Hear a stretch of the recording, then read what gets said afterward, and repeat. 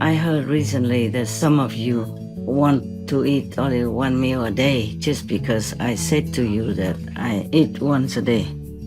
Please do not copy this, because if you are still working in the bustling world, please do not be too hard on yourself. You can try, of course, for a while to see how you go, okay? But do not force yourself thinking that it will make you become a Buddha quickly. It's not like that.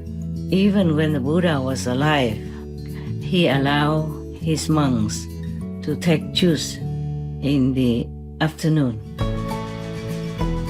You also need to eat according to your assigned karma of this lifetime. Your body, your physical life is very important to your spiritual practice. Whatever you earn in this world in spiritual practice is much quicker, much more valuable than elsewhere. Doing charity, helping others, doing good deeds are things we should do. And it will lessen some of our karma, of course. But it's not like the Kuan Yin method that leads you to total liberation in one lifetime. Remember that. It's not that you just do good and then you will have the blessing to be liberated in this lifetime or a couple of lifetimes afterward. No, the master power is the main focus, is the main ingredient for your liberation, for your high enlightenment. Please continue watching to find out more.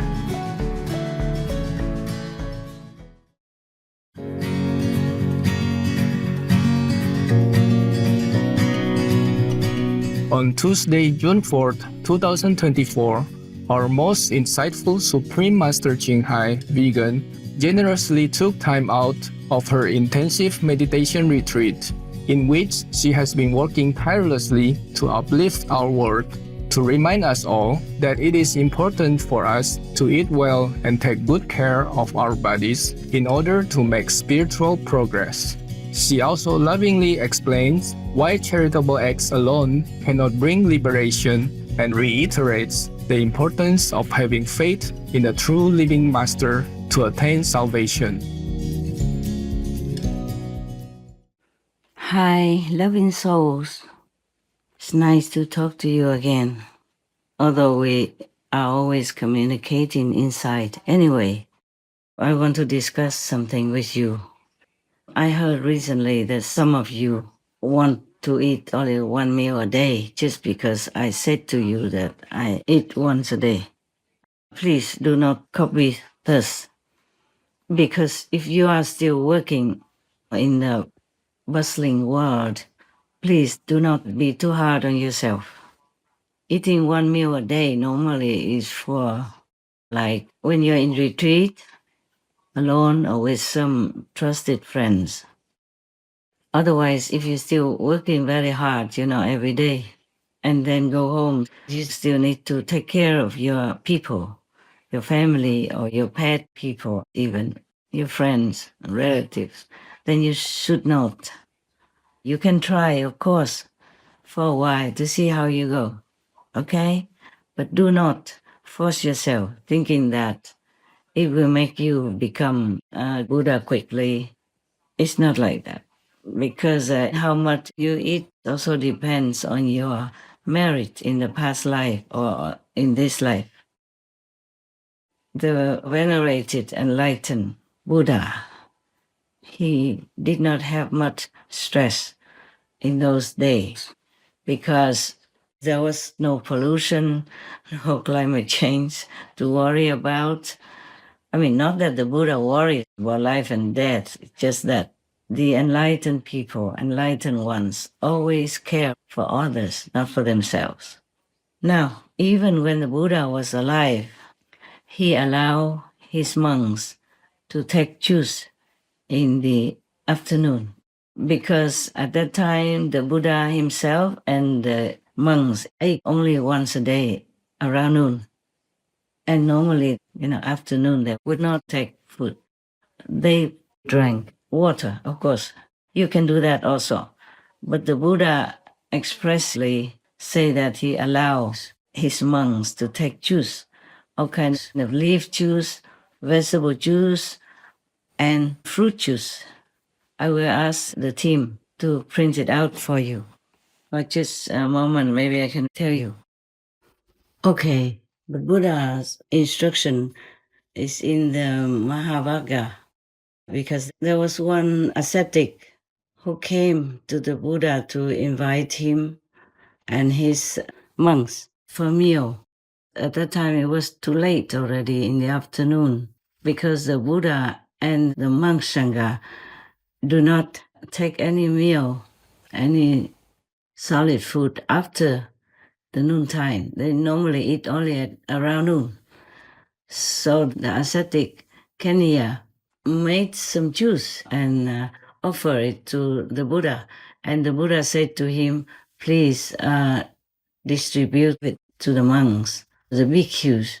But then the bhikkhus were very worried because it's not the time to eat any food. So they declined. And then the Buddha say, oh, it's all right. It's all right. You can have it. And then after that, the ascetic Kenya served all the bhikkhus with the juice that he made until all of them were contented and wanted no more. Then because of this occasion, the Buddha also delivered an instruction, addressed the bhikkhus, and said, I allow you, O bhikkhus, 8 kinds of drinkable things: mango syrup, and jambu syrup, and plantain syrup, and mocha syrup, and grape juice, and syrup made from the edible roots of the water lily, honey, and parusaka syrup. I allow you, O bhikkhus, the juice of all fruits, except the juice prepared from corn. I allow you, O bhikkhus, drinks prepared from all kinds of leaves, except drinks prepared from pot herbs. Pot herbs, I guess, are similar to like peppermint, yeah, or rosemary. And the Buddha continued to say, I allow you, O bhikkhus, drinks prepared from all flowers, except licorice juice. I allow you, O bhikkhus, the use of the juice of the sugar cane. All these are the juices that the Buddha allowed his monks to drink, though it's already past noontime. And even before this occasion, the monks were allowed to take food when traveling or in a similar situation when the exact time for the meal was uncertain. So in the case that you really consider to take the 1 meal course per day, then please be advised by the Buddha instruction as I have told you. There's also honey allowed, but normally, even before that, the Buddha allowed the use of honey for medicinal purposes and to keep it for only 7 days. I don't take any of the juices. I really did maybe a couple of times in my lifetime. They're nice, they're okay. You can take them in the afternoon in case you insist you want to take 1 meal per day at noon.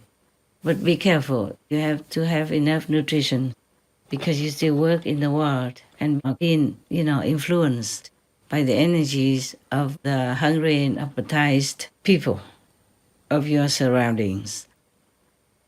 Now, in case you think by being an ascetic or eating only once a day, you will become a Buddha, it's not like that, okay? You also need to eat according to your assigned karma of this lifetime. I did it myself too. I also was vegetarian for some time, and it worked until heaven stopped me, as it is not useful for my spiritual work. Namely, through more food-related karma, more blessing will be for the world. For my petite physical body, it does only all it can physically. But I tell you, it was such a freedom, such a floating lightness that I was so sad to discontinue. I am still sad remembering that. So please do not force your body to do it, even though the will is strong and anything you like can be done. But if your karma is designed otherwise, or you do not have a very strong spiritual practice and inner spiritual strength, then your body might fail you. So please, you can try for a while to see how it goes. If it doesn't work, you have to try to readjust to your old menu gradually, as long as it's vegan. I do not like to make the impression on any of you that asceticism is a must in our practice. No, no, no, no. Please be normal, okay? Be normal. Enjoy whatever you can afford and in your life. So many things you have avoided already, and I'm very grateful for that. So try to be moderate in all things, okay? Yes. Asceticism in itself doesn't bring you much. I have to tell you honestly. The main point is that you practice the right meditation and way of life. You know, you have to be imparted a meditation method by a real enlightened and capable master who has tremendous power. So she can give it to anyone that has the fortune to encounter him or her and ask for this greatest of all favors on earth and in the universe. That is the initiation by grace for enlightenment.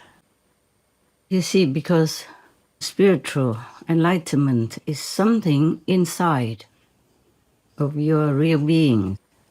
It's not from the outer garment, which is the body that houses your soul.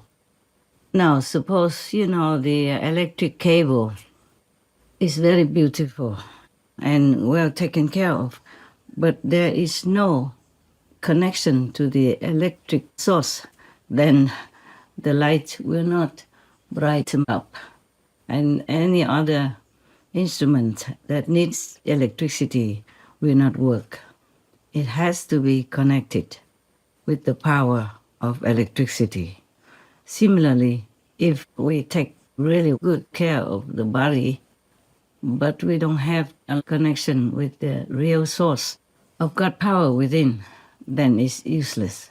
Of course, the electricity cable has to be well maintained so that the electricity can go through for other uses. But it's not overdoing the electricity cable. You don't have to take extra care of the electric cable, but you have to maintain it well, sufficiently. You don't have to decorate your electric cable with flowers or silk or velvet or any other beautiful cloth, or paint it all kind of color, or decorate the electricity box or the electricity, plug. That will not be necessary. Okay, that's it. I hope I have explained sufficiently, because you are intelligent anyway. And for immediate enlightenment, that is something you have to count on your 1,000 aeons of blessings to be able to receive it from an exceptional, powerful master. Without that, even if you become ascetic for a long, long time, and you even don't eat anything, it's not much use. Of course, it might be able to clean some of your karma, but the physical karma alone cannot bring you to liberation or condemn you, because spiritual inside is different from the outer knowledge. I have to think of how to explain it. Do I still? Whatever harm you can avoid doing to others, that is very helpful to you. It will bring you merit, it will clean your karma. But that is not the way for ultimate liberation or Buddhahood or going home to God or being one with God. Life after life, we take and give from different beings in our many lifetimes. And the give and take still has to continue in this lifetime. So whatever you think you can afford and take in, like food, clothing, just be moderate. But do not force yourself. Do not be extreme. Okay? If I have to, for some reason, eat more than once a day, I will have to. As per karma dictates.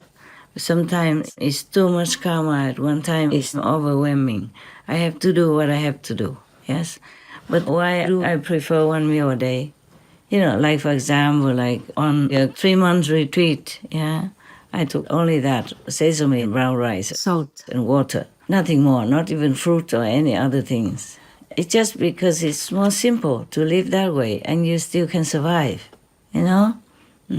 And during retreat, it's more difficult to have people to keep bringing food to you, because you want to be in peace, in quietude, in silence, to be alone, to contemplate on the inner spiritual wealth, to be close to God, to be one with God. So every complication caused by food or clothing is better to be avoided. But that doesn't mean it's forbidden, yes. But if I have to eat more than once a day, by God's will, by heaven's order, or by the karma of the world, I will do that. I'm not attached to one meal a day or many meals a day. Whatever is God's will, I will do it, okay?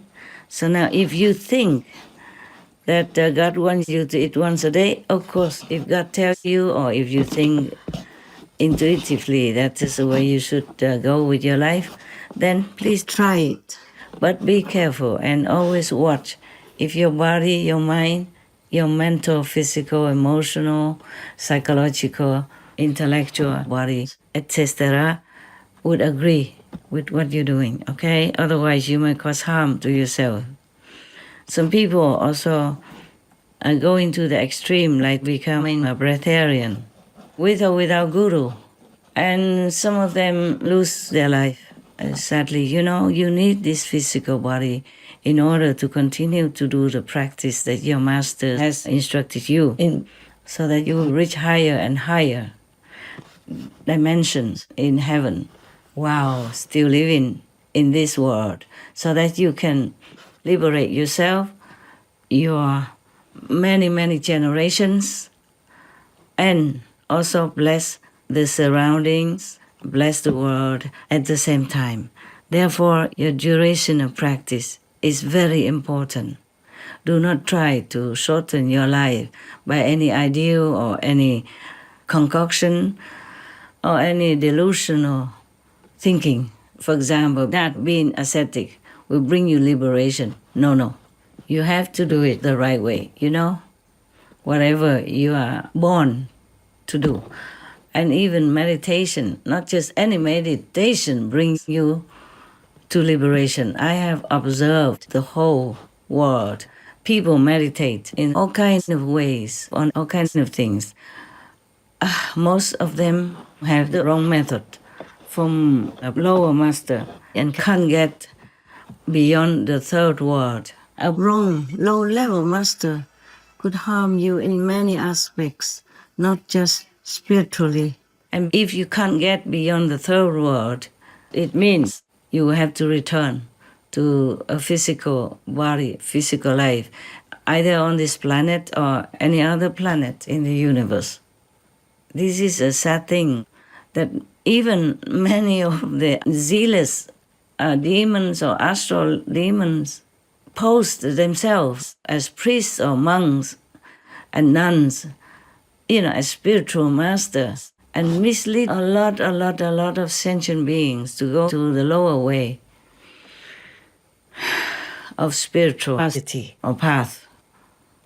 I saw that and I felt very painful. But whatever karma you have, that's the way you will go on with your life. Unless some miracle happens that you meet an enlightened master and get a true, secure, guaranteed spiritual meditation method to bring you to the true liberation beyond the three worlds. We could say the fourth world, actually, when including the human world. The human world, the astral world, the causal world, and the Brahma world, all these worlds will be destroyed one day or another. In Buddhist terminology, the Buddha called it the three worlds, meaning our physical world that we can see, touch, hear, and perceive is not included. It's different. The other three worlds, like the astral, causal, and a Brahma world, are invisible to the naked eye. Sometimes you can see them. It depends on your karma and your past life, spiritual connection. But most people don't see these three worlds. These are the three worlds you have to pass beyond in order to be liberated.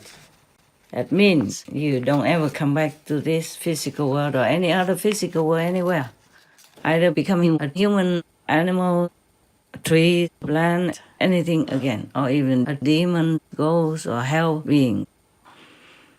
So if you want to really be away from suffering forever, yes, and go to a higher dimension, enjoying bliss, happiness, and true liberation, then you have to go beyond the three invisible worlds, from the astral to the Brahma world. It's very difficult for you to really find a master to lead you beyond the third world. If you find such a master and your level is still too low, for example, that you can reach only the third world, not beyond it, it doesn't matter. If your master is truly enlightened and a true powerful master, then he, she can still continue to bless you and teach you until, you live above the three destructible worlds. But by asceticism, you can hardly reach there, okay? Truly. You need a pure, determined heart. If you could, it's still very, very difficult, because while you're practicing that, you will also be contaminated by other people around you. Their energy, their karma, their contact with you will bring you trouble and will not allow you to be uplifted to a higher dimension unless you are connected with a higher dimension already, just like through the Kuan Yin method that I have imparted to you. That is the correct, the direct word to higher dimensions. You go slow, you go fast, it's up to you, but it is a direct connection to a higher world. You will definitely reach liberation, guaranteed, or become even Buddha in this lifetime. If you're truly that high, that pure, and have practiced, thousands of aeons before without fruit. Even animals also practice spiritually. Some snake people also meditate, they practice very well, very diligently, and then they can become human, or they can make themselves appear as humans for short term or forever. Yes? But that is different. To practice just to jump from one species level to another, not to be in a higher heaven or be liberated, become Buddha or become one with God. That is the highest way you can aspire to. Just like in the Kuan Yin method, you are connected directly to the highest possible dimension. And you can reach any stage of that road. It depends on your karma, past life karma, your practice, your sincerity, your purity, and the blessing of all heavens that are always trying to take care of you. Now, if you practice alone, you're not a master, it's quite easy. All you have to do is just receive the initiation from the master with your heart of longing to go home, longing to know God. Then you will have it at the end, definitely, guaranteed, 100% true and sure. Any other method, it depends also on the master who has attained a higher level or not. Even in the Kuan method, if somebody just learns halfway, half-baked or just a little bit and thinks that's all there is, because she didn't see the masters before and after inner works, and at the time of initiation, not much more than a silent communication, silent transmission. You see, the so-called disciple will still receive inner heavenly light and inner heavenly word, or you call it sound, or you call it vibration. I mean, even in the physical body, you can see heaven, you can hear the word of God, the vibration of the spheres, and you will be feeling more and more enlightened each day, and also more and more comfortable in the physical domain. That is because the Master feeds you spiritual power gradually until you grow up and are safe in heavenly realms. So do not try to rely only on asceticism in order to reach your goal. No. If you are practicing the Kuan Yin method, you don't need that. Long time ago, the Chinese Zen master saw that his disciple just sat on the floor in the temple and tried to meditate whatever his way. And he used bricks to, to polish in front of him.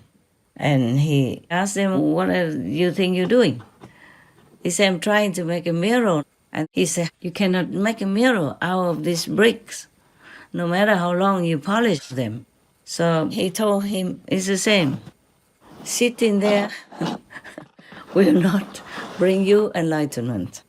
Just sitting there. No. Yes, because he knew there was the way for enlightenment. The path of enlightenment, you have to walk on that path. Otherwise, you're not going anywhere that you want. Yes. Or it takes many thousands of years or many eons until you find the right path. You just run around in a circle, in a labyrinth, This is difficult to tell outside people if they don't have the experiences inside the way you do. So I'm just talking to you actually, just to remind you of things, okay? Right. If you really want to eat only once a day, or it's simple, the no pain kind of vegetables that I have listed some to you, not all of them. I don't have time to think about too many things. The Supreme Master television work physically takes up a lot of my time. A lot, many hours, and I do other things as well. Even photography takes many hours for you just to enjoy a few seconds, a few minutes. My team works very hard, and of course I'm working along with them. But I think the list that I have listed for myself, is enough already for me to live on. It worked. It works up to now, yeah? And if you don't want all those, you can even just have a brown rice, sesame, and some fruit, yeah? Melons, those are no pain fruits. Then you're okay also. And you feel satisfied. You will feel light-hearted, light-footed as well. You'll be happy. But of course, if you are in any situation that you don't have those foods and you have other foods, vegan, of course, then you can partake in some. Yeah. But if you worry that you don't have enough nutrition, then it's a very, unnecessary worry. Yes. You can also eat white rice with those vegetables and fruits that I listed, even though the list is not complete. It's enough. My God, we don't live to eat, we eat to live. But I emphasize, I do not advocate for asceticism as a way to force your body just to feel that you can. Of course you can. Huh? but do not try to force yourself too much into trouble, all right? I just want to tell you, if you want to have less meals or less troublesome cooked meals, then you can have them. More simple. But do not force yourself, okay? If your body cannot bear it, stop immediately and return slowly to normal. Do not immediately jump from one extreme to the next relaxing kind of way of life, okay? But always be vegan, yeah? Not because you're scared of karma only, but mainly because we don't want to hurt any beings. Even animal beings, they don't look like us, but they are souls. They have souls in them and they have spiritual connection with the universe. Many animal people know more than we humans will ever know. They have an acute sense of knowing things that will happen before they even happen. They could see through you. They could predict what you're going to have as trouble or as an accident. And they try to warn you a lot.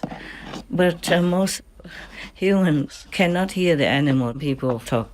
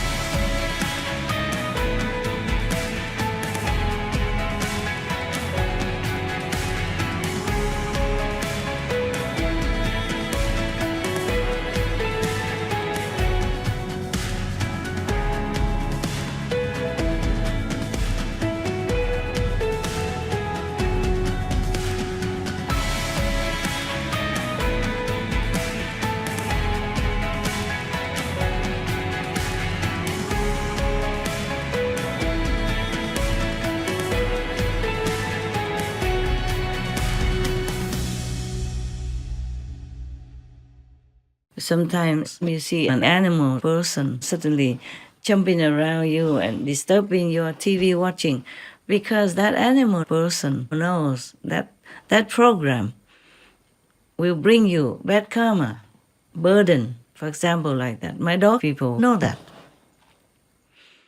Many of them tried to stop me many times, but because I have to work, I have to know the world in order to take care of the world. So I have to sacrifice. But if you don't have to, you must not. Don't watch too many worldly programs, especially those violent films and shows. They are very, very bad for you. They deplete your energy. They drag you down to a lower level, even if you're already on a higher level, okay? Yes, they make you sick. They make you ill. They disturb your mental capacity and everything, especially if you watch it, at night when you need to sleep. Even if you are a night person, you better not abuse yourself too much mentally, psychologically, emotionally, wisdom-wise, because the nighttime is a time to rest, time to meditate and contemplate on a higher, loftier dimensions in the universe, nearer to heaven, nearer to God, okay? Nighttime is a time of the negative force who is roaming around and disturbing your peace, sucking up your energy, even influencing you to do wrong, thus creating bad karma for you or and others consequently. Yeah, sometimes I have to work late in the night. I'm very sorry for myself. I have to say I'm not stone. I'm not made of iron. I'm sorry for myself. And for some of my team's people who have to work at night also. But if we have to do it, we do it. If any of you, the Supreme Master TV people, want to eat once a day, you could if you want to. If you think it helps you, you have to listen to the body and observe your energy to see if it's good. If you feel any trouble, please stop immediately, okay? We have enough money. We always have enough food for you. I have, okay? Don't worry about that. You have everything you need to live on comfortably and well. So do not force yourself trying to save money or anything like that. No need, okay? Yes. I'm not a billionaire, but my business has enough income. Even during the pandemic, we still have some spare. I make sure so that we can continue to do our work. But it's also God's grace, If one day we don't have, then I will report it to you. Right now, you continue to eat well, okay, sleep good, and do what you can for the world through Supreme Master Television. Because nowadays, it's only through this kind of media that we could spread the truth and all the reports, the true reports around the world.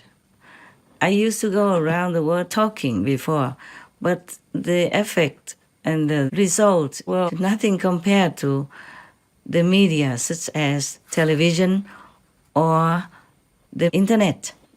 That's why we're doing it.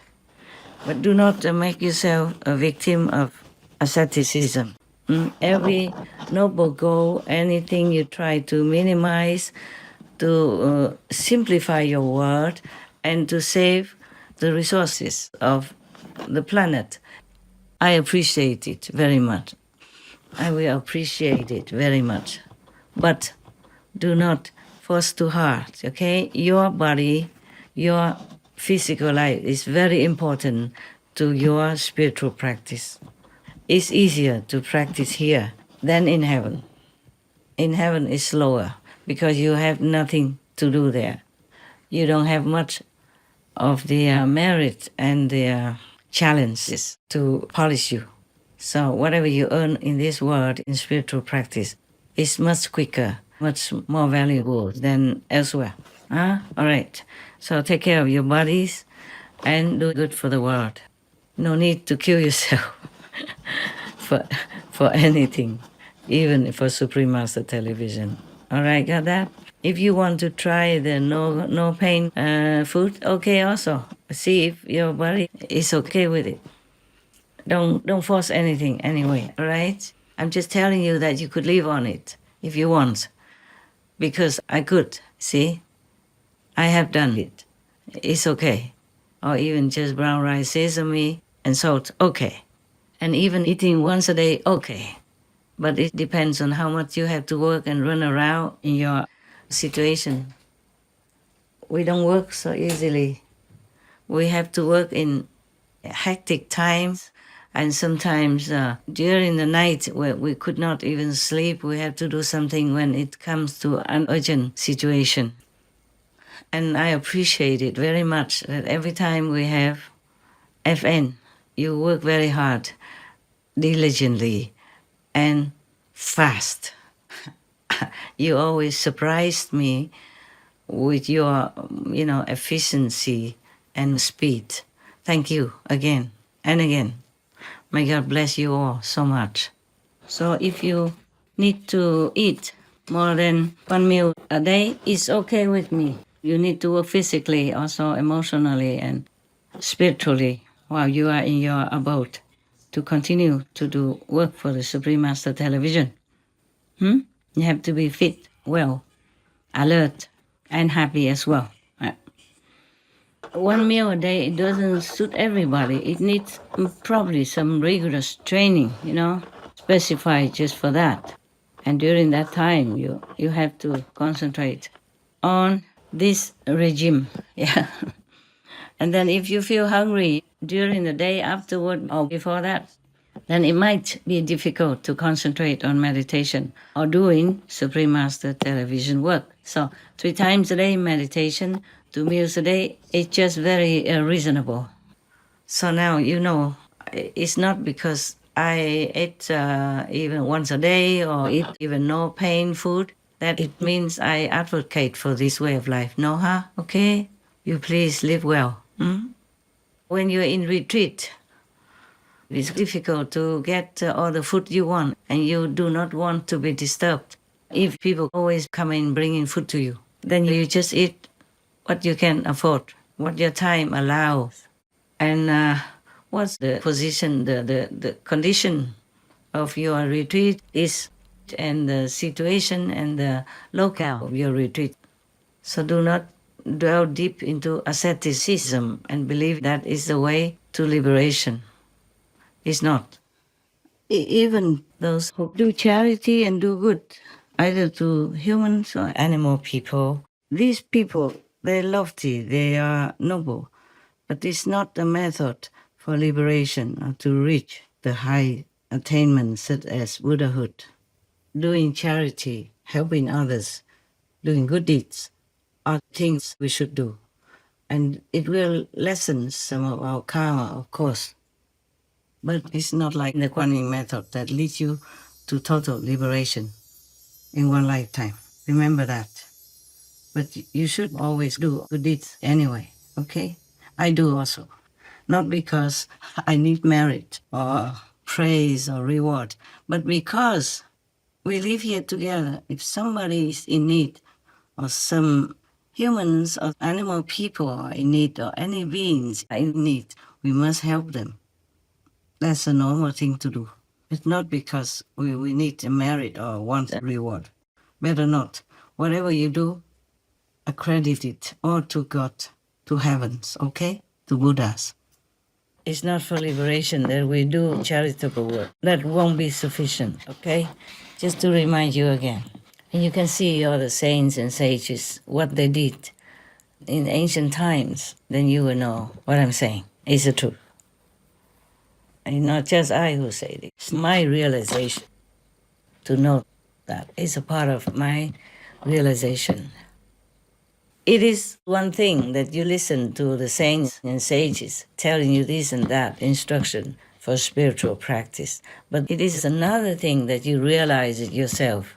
You assimilate it yourself. You understand profoundly the true meaning of it through your own spiritual experiences. That's different.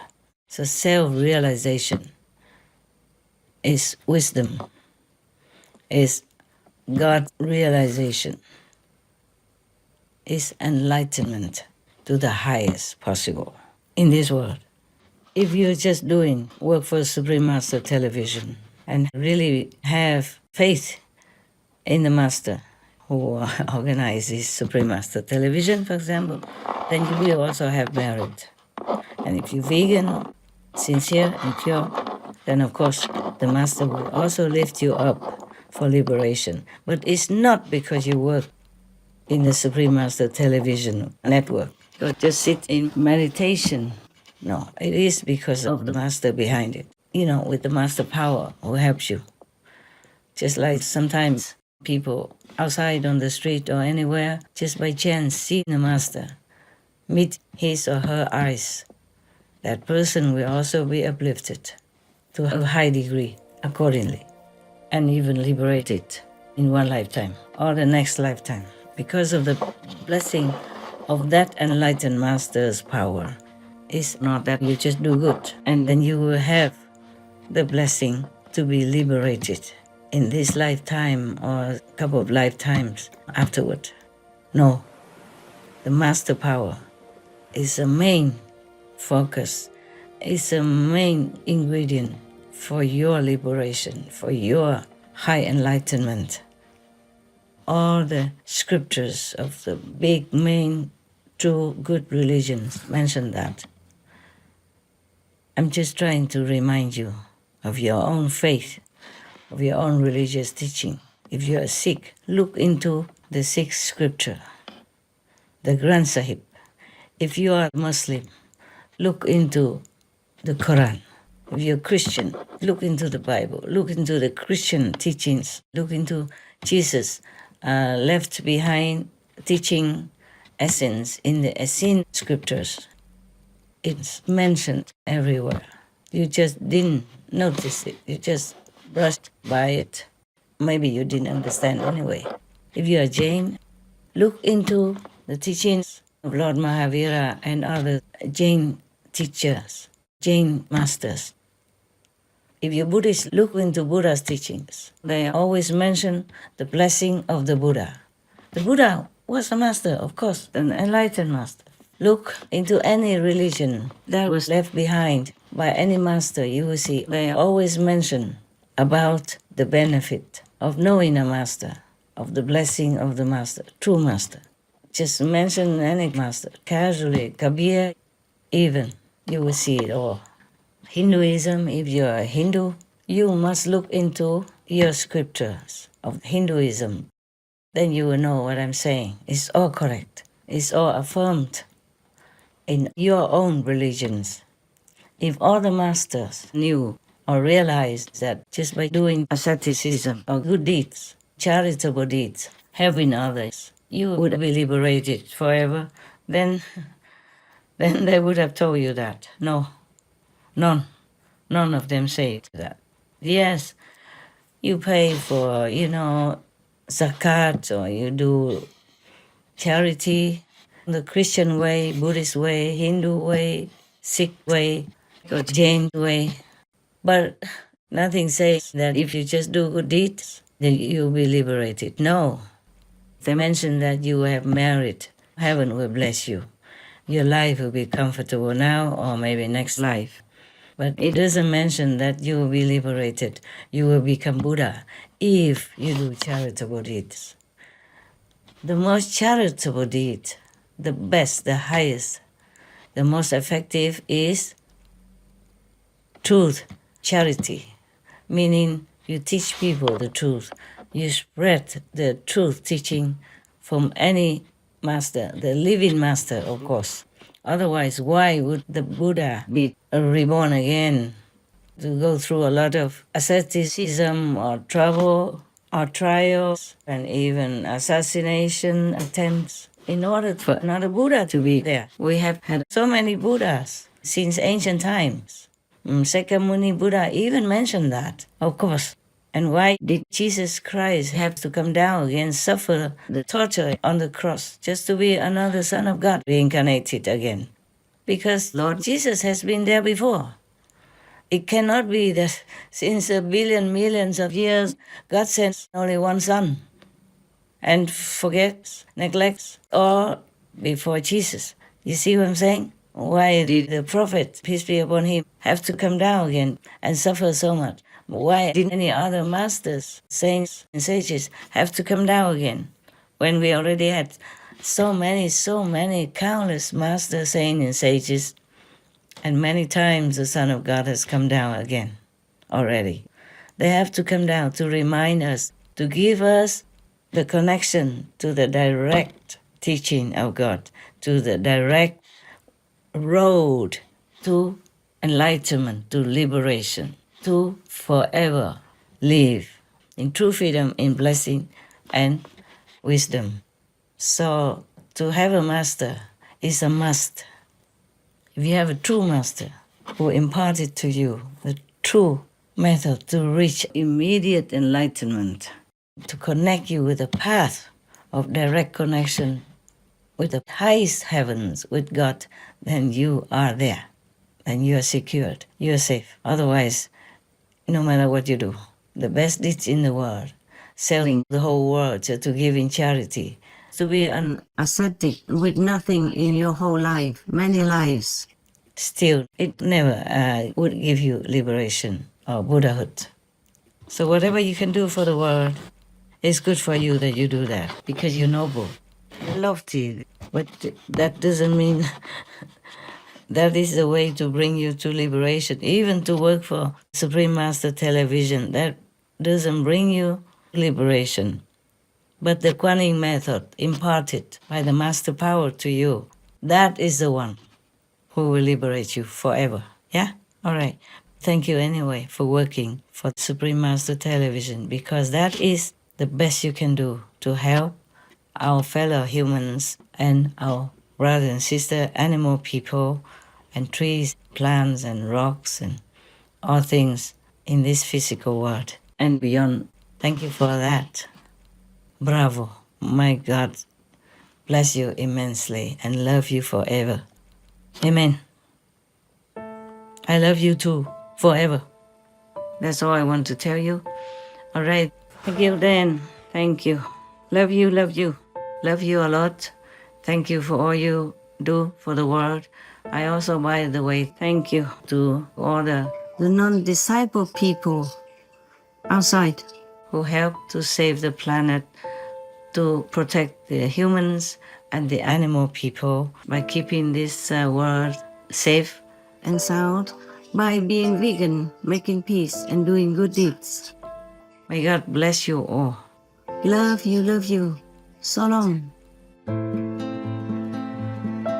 Dearest Master, your words are an invaluable reminder to us all to focus on what truly matters by taking good care of our spiritual practice while living in this world. We deeply thank you for your wise advice on eating in accordance with our karma and on meditating diligently with the correct highest method to attain spiritual success. We will keep walking with you on the Kuan Yin path while taking every opportunity along the way to serve our friends, neighbors, and the entire planet, including the cherished citizens of the animal kingdom. May beloved Master always be safe and protected by all glorious heavens as her plan for a peaceful vegan world swiftly unfolds in the grace of God. To learn more about the role of asceticism in spiritual practice, as well as examples of Breatharians and the challenges they face in maintaining their lifestyle, please tune in on Thursday, June 13, 2024 on Between Master and Disciples for the full broadcast of this message.